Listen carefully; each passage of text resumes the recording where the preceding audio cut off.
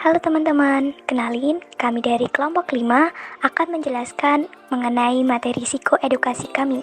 Sebelumnya, perkenalkan anggota kelompok kami ada Alodia dengan NIM 169, Ignatius dengan NIM 173, Mila Anggun NIM 175, Marcel NIM 179, Farel NIM 180, Dava NIM 196, dan Fatih Marsha dengan NIM 199.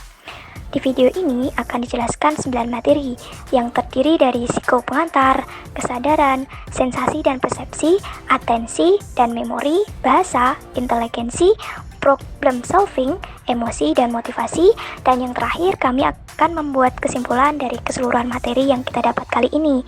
Untuk itu silahkan ditonton dan disimak baik-baik ya. Pengertian psikologi. Sebelum adanya ilmu psikologi, para ilmuwan mempertanyakan bagaimana kita bisa memprediksi apa yang akan terjadi dan bagaimana kita mengoperasikan sesuatu secara sistematis. Wilhelm Wundt disebut sebagai bapak psikologi karena telah membuktikan ilmu ini di laboratorium buatannya pada tahun 1879. Fungsi psikologi sebagai ilmu adalah untuk menjelaskan dan memprediksi apa, bagaimana, dan mengapa perilaku terjadi. Psikologi memiliki 4 perspektif, yaitu secara biologi, klinis, kognitif, dan sosial kultural. Psikologi juga memiliki 4 kajian utama, yaitu perkembangan, sosial, kepribadian, dan kognitif. Consciousness berasal dari bahasa Latin, conscio yang dibentuk dari kata com, yang berarti with atau dengan, dan skio yang berarti know atau tahu. Kata menyadari sesuatu, to be conscious of something. Dalam bahasa Latin, pengertian aslinya adalah membagi pengetahuan tentang sesuatu itu dengan orang lain atau diri sendiri. Zeman 2001 menjelaskan 3 pokok arti kesadaran, yaitu kesadaran sebagai kondisi bangun atau terjaga, kesadaran sebagai pengalaman, kesadaran sebagai pikiran. Menurut Barthes 1997, kesadaran itu bersifat lambat sebab terkait dengan keterbatasan kapasitas baik dalam memori, perhatian selektif maupun sistem serial. Sedangkan ketaksadaran bersifat cepat dan paralel. Hal ini merupakan teka-teki, sebab kesadaran dan ketaksadaran keduanya merupakan aspek otak. Menurut Barthes, teka-teki tersebut dapat dijawab dengan menyatakan bahwa kesadaran merupakan pintu gerbang ke dalam sumber pengetahuan yang tidak kita sadari. Teori kesadaran menurut Wilber tahun 1997 haruslah mencakup semua kuadran, semua level. Kesadaran bukan berelokasi dalam diri organisme, namun kesadaran adalah sebuah peristiwa menyangkut 4 kuadran. Kesadaran terdistribusi ke dalam semua kuadran, baik kuadran berperilaku, sosial, intens sosial, dan kultural. Sensasi dan persepsi. Sensasi merupakan proses merasakan lingkungan sekitar kita melalui sentuhan, rasa, pandangan, suara, dan penciuman. Sensasi adalah proses manusia dalam menerima informasi sensoris. Persepsi merupakan proses menerjemahkan sensasi dan membuat suatu informasi menjadi lebih bermakna. Melalui persepsilah manusia memandang dunianya. Apakah dunia terlihat berwarna cerah, pucat, atau hitam? Semuanya adalah persepsi manusia yang bersangkutan. Faktor psikologis yang mempengaruhi persepsi ada 2, yaitu emosi dan impresi, serta ada konteks atau latar belakang di mana stimulus tersebut dihadirkan. Atensi dan memori. Atensi adalah proses pemfokusan diri yang menghasilkan kesadaran mengenai suatu hal yang terbentuk dari rangsangan sensori eksternal atau pengalaman. Ada 2 bentuk atensi, yang pertama selective attention dan yang kedua adalah divided attention. Memori.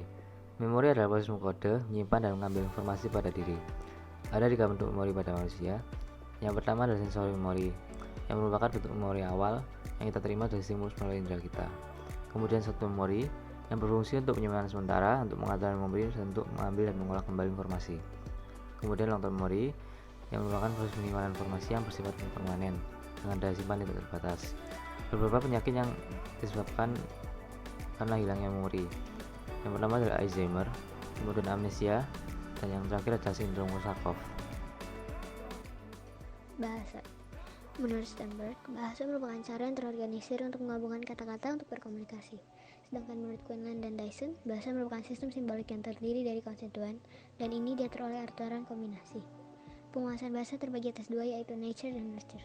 Menurut nature, bahasa bersifat bawaan, semua manusia memiliki perangkat akuisisi bahasa. Bahasa adalah keterampilan khusus yang berkembang menarik hukumnya sendiri. Menurut nurture, penguasaan bahasa bersifat bawaan biologis dan juga sosial. Bahasa dikuasai sambil melakukannya. dan keterlibatan dari orang-orang yang lebih berpengetahuan. Struktur bahasa terdiri dari fonem yaitu bunyi, semantik yaitu makna dari sebuah kata, dan sintaksis yaitu susunan dan komponen kalimat. Dalam pemahaman bahasa, yang memengaruhi sukar atau mudahnya pemahaman bahasa ialah bunyi, kata, sintaksis, dan semantik. Dalam produksi bahasa, Wernicke dan Broca merupakan area otak yang terkait dengan produksi dan pemahaman bahasa. Dalam reading, kemampuan dalam keberhasilan menghasilkan makna dari suatu teks terdapat dua proses, yakni bottom up dan top down. Bottom up merupakan proses membaca yang diawali dari unit-unit terkecil yakni huruf, hingga akhirnya membaca sebuah teks dan memahami artinya. Top down merupakan ide, pengalaman, dan pengetahuan yang telah diketahui yang digunakan untuk memahami bacaan. Intelijensi. Istilah intelligence berasal dari kata Latin intelligere yang berarti memahami. Pertama kali digunakan oleh Herbert Spencer pada tahun 1855 di bukunya yang berjudul The Principles of Psychology, yang memandang intelijensi sebagai suatu karakteristik biologis yang berkembang melalui adaptasi organisme dengan lingkungannya. G-faktor merupakan suatu faktor umum yang diperoleh secara matematis dari varians umum dalam tes-tes intelijensi atau kognitif. Ada berbagai teori intelijensi. Yang pertama ada teori intelijensi kontemporer, yang kedua the three stratums theory of cognitive, yang ketiga abilities, yang keempat multiple intelligence theory, dan yang kelima the triarnic theory of successful. Kesimpulannya yaitu perkembangan intelijensi sangat dipengaruhi oleh kedua faktor. Sampai batas tertentu kemampuan mental manusia berkembang sejalan dengan pertambahan usia dan pengalaman, serta bertambahnya informasi yang dimiliki dan dicerna oleh individu. Problem solving and creativity. Problem solving menggunakan proses kognitif untuk mencapai suatu tujuan. Menurut teori pendekatan Gestalt, problem solving terjadi secara reproduktif dan produktif. Reproduktif menggunakan suatu pengalaman di masa lampau. Tiap orang biasanya mengembangkan dan memiliki perangkat pemecahan masalahnya sendiri. Kohler melakukan eksperimen dengan seekor simpanse. Simpanse dikurung di dalam kandang dan bertugas untuk mengambil pisang yang di luar jangkauannya dengan sebuah tongkat. Pemikiran Gestalt memiliki dua kunci, yaitu masalah pendul Mayer tahun 1931 dan The Waterjug Problem tahun 1859. Teori kedua yaitu pendekatan pemrosesan informasi. Teori ini menggunakan ingatan jangka panjang dalam penyelesaian suatu masalah. Orang biasanya menggunakan dua metode penyelesaian masalah, yaitu metode heuristik dan logaritma. Emosi. Menurut Goleman yang dikutip dari Oxford English Dictionary, emosi merupakan setiap kegiatan atau pergolakan pikiran, perasaan, dan nafsu, setiap keadaan biologis dan psikologis, serta serangkaian kecenderungan untuk bertindak.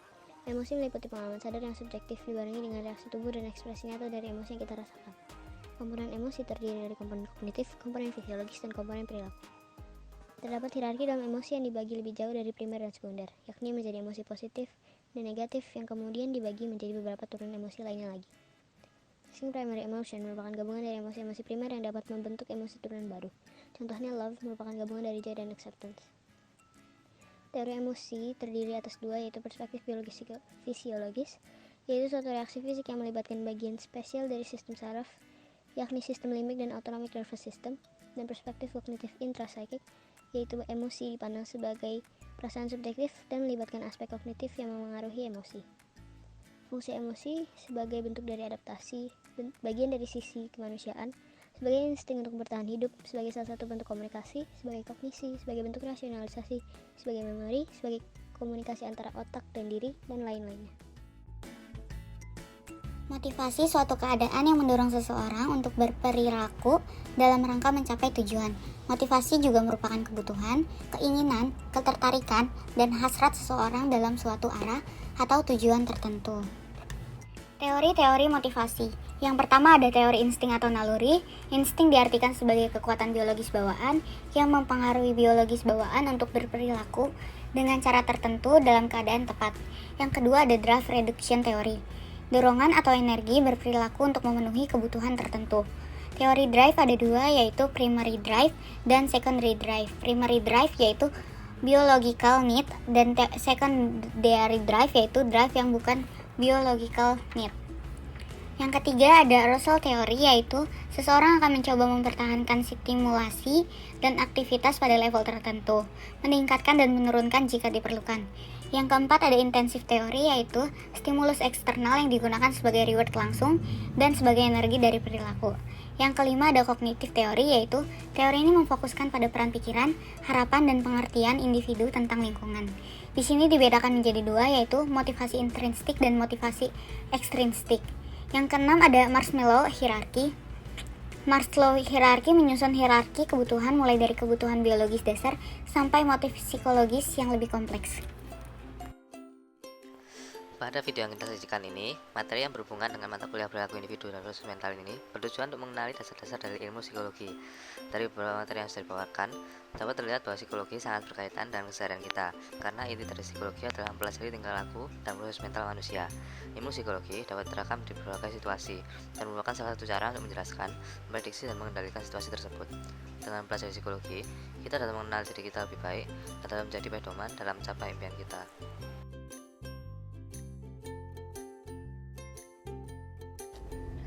Demikian penjelasan materi tentang psikoedukasi dari kelompok 5. Terima kasih atas waktu dan perhatiannya. Semoga bermanfaat.